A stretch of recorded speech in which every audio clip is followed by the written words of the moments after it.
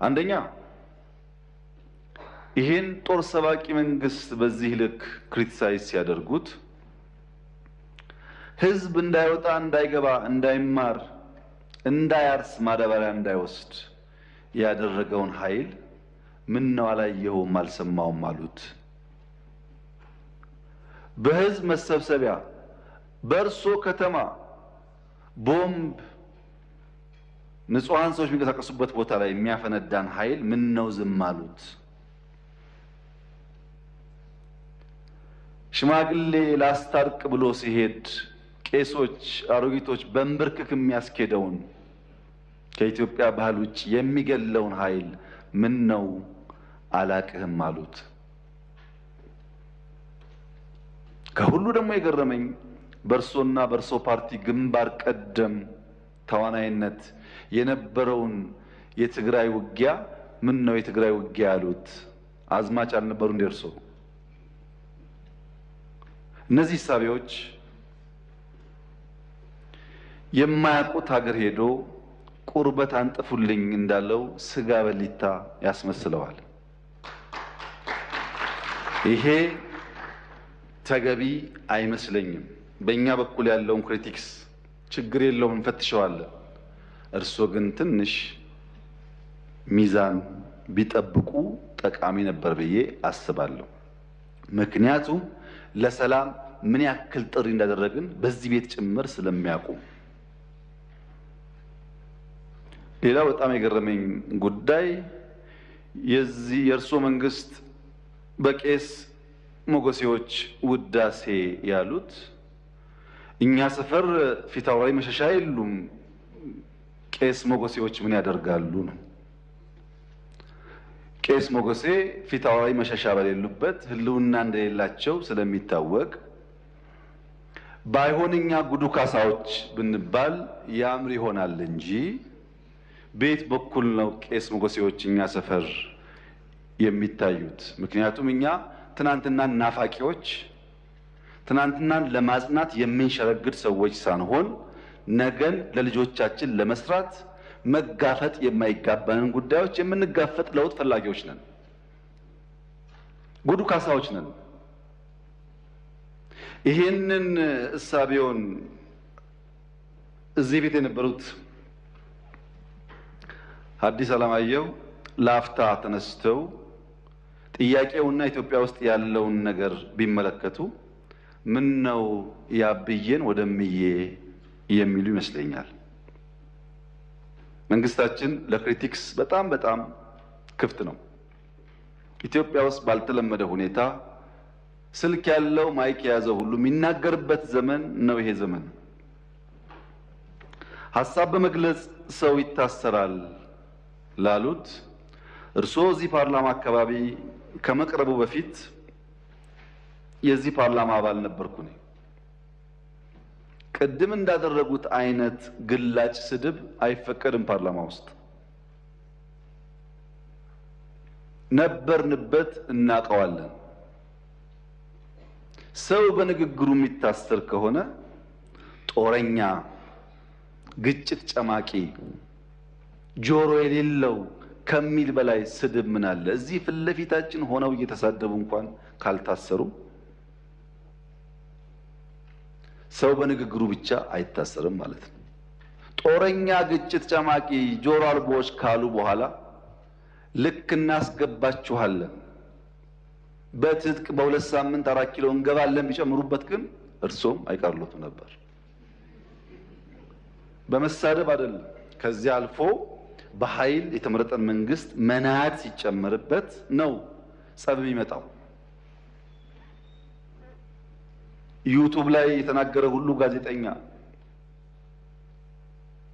ሆኖ ጋዜጠኞች ታሰሩ ያሉት እንደዚህ ዘመን መቼም የኢትዮጵያ ሕዝብ ይታዘባል። ከፓርላማም ውጭ ሰው እንዳሻው የሚናገርበት ዘመን፣ ሁሉ ጉዳይ ፖለቲካ የሆነበት ዘመን ያለ አይመስለኝም። ይሄ ሲባል ይሄ መንግስት ሆሊ ነው፣ ምንም አይነት እንከን የለውም፣ ስራው ሁሉ የተቀደሰ ብዬ ልመጻደቅ አልፈልግም። እርስዎ ካቀረባቸው ሀሳቦች ውስጥ መፈተሽ ያለባቸው ጉዳዮች ይኖራሉ፣ መታረም ያለባቸው ጉዳዮች ይኖራሉ። በእስርም በክስ ሂደትም በሌላም ጉዳይ መንግስት ሁልጊዜ ራሱን ክፍት አድርጎ መፈተሽ አለበት። እንከን የለኝም የሚል መንግስት አያድግም። ነገር ግን ሚዛን ሲጠፋ ለሚሰማውም ትውልድ ለእርሶም ፓርቲ ጉዳት ያለው ስለመሰለኝ ነው። ምክንያቱም ይሄ መንግስት አሁን ያለው መንግስት የእርሶ ፓርቲ መንግስት ሆኖ ያቋቋመው ነው። የእርሶ ፓርቲ ሊቀመንበር የኔ ካቢኔ አባል ናቸው። የእርሶ ፓርቲ አመራሮች በአማራ ክልል በአዲስ አበባ ክልል ውስጥ በአዲስ አበባ ከተማ ውስጥ አመራሮች ናቸው።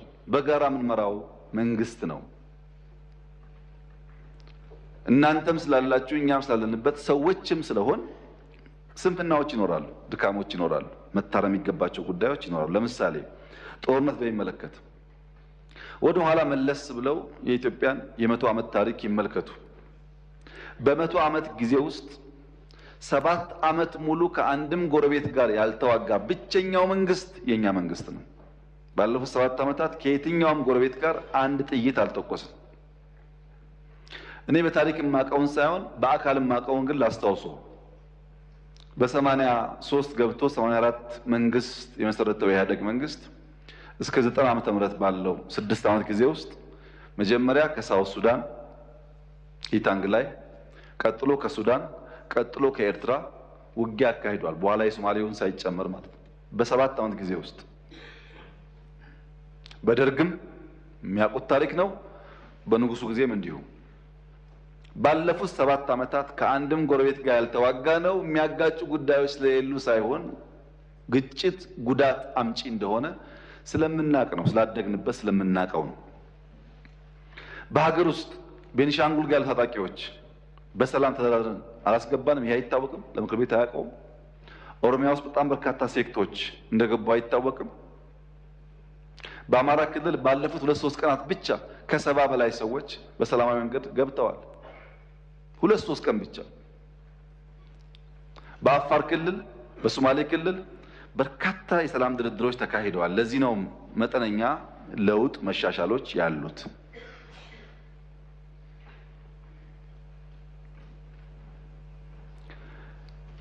ስለታሰሩ እስረኞች ያነሱት ይህ ፓርላማ እነዚህን እስረኞች ስንቴ ጎበኛቸው? ሄዳችሁ አላያችሁም? አልጎበኛችሁም? በሚዲያ ይቻል ውስጥ ጎበኙ።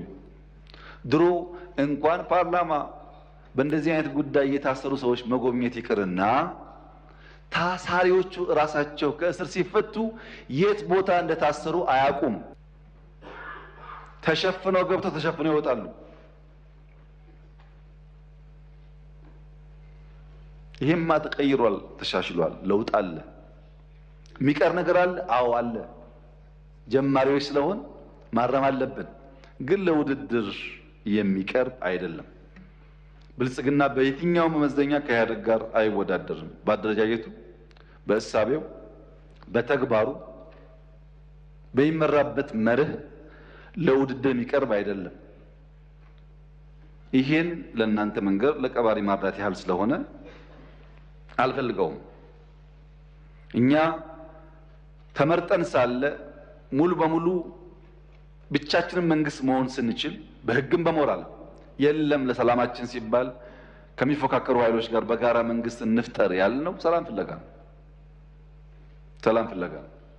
የታጠቀ ኃይሉ በነፃ ይግባ ሳይጠየቅ ይግባ ብለን ያወጅነው ሰላም ፍለጋ ነው። በየመድረኩ ሰላም ሰላም ሰላም እንለውም የሰላም ፋይዳ ስለሚገባ ነው።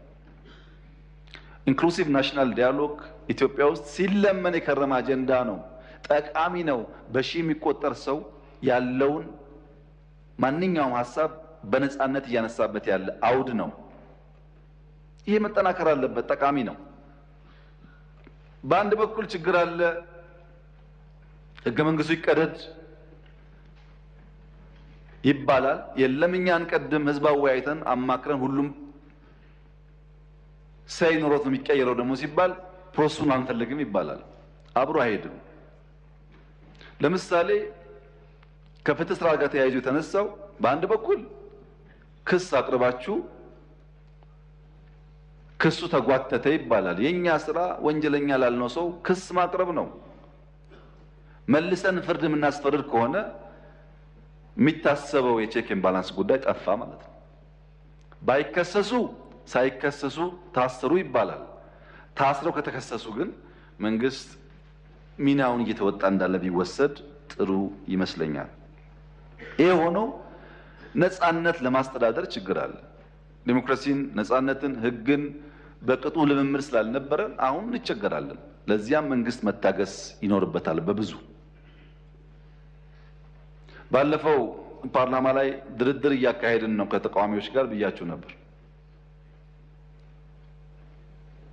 ከኦነጎችም አማራ ክልል አካባቢ ካሉ የሚንቀሳቀሱ ኃይሎችም ድርድሮች ነበሩ።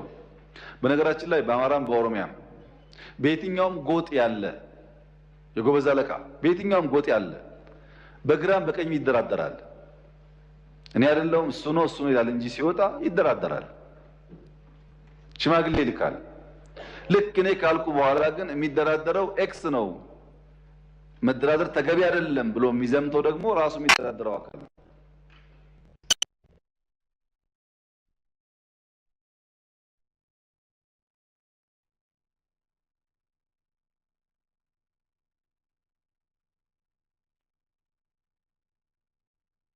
አማራ ክልል ላሉትም እንደዚሁ በሰላም ግቡ። መንግስት ሁልጊዜም እጁ የተዘረጋ ነው። በድርድር በሰላም ጉዳያችን ለመፍታት ትልቅ ፍላጎት አለን። ጥቅም ስለሌለው ዓላማውን ስለማያሳካ 5 ዓመት ብንዋጋ 6 ብንዋጋ ማንም ሰው 4 ኪሎ ስለማይደርስ ዋጋ የለውም። ዓላማ ለሌለው ነገር ደግሞ መጋደል ተገቢ ነው። ሰላሙ ከማንም በላይ እኛ የምንፈልገው ጉዳይ እንደሆነ ቢታሰብ። ሁሉ ነገር ጨለማ ነው፣ ሁሉ ነገር ጥፋት ነው፣ ሁሉ ነገር አዘቅት ነው፣ ሁሉ ነገር የለም ላሉት ክቡር ዶክተር ደሳለኝ እኔ ለእርሶ ነው ያዘንኩት። ምክንያቱም በዚህ ሁሉ ጨለምተኝነት፣ በዚህ ሁሉ ፔሲሚዝም ድንገት እድል ቢቀናውት ለኢትዮጵያ ሕዝብ ምንድን ነው የሚሰጡት? እርሶ በጨለማ ተውጠው ከጨለማ ብርሃን አይወጣ፣ ከጭንቀት ብርሃን አይወጣ። ተስፋ እንዴት አይሰንቁም? ይሄን አልቻላችሁም እኔ መጥቼ ቀይረዋለሁ እንኳን ቢሉን ነው የሚሻለው እንጂ ሁሉ ነገር ጨለማ ከሆነ ጥሩ አይደለም። ፖለቲካ የሚፈለገው በጨለማ ውስጥ በችግር ውስጥ ተስፋን ማሳየት ነው፣ ለውጥን ማሳየት ነው፣ ወደዚያ ሰውን መምራት ነው፣ መጨበጥ ነው እንጂ ችግር ብቻ መናገር አይደለምና የምንውልበት የምንሰማው የምንነጋገርበት ጉዳይ በገደል ማሚቱ ተመልሶ እያስተጋባብን እሱ ነገር እየኖርነው እንዳይሆን ጥንቃቄ ቢደረግ መልካም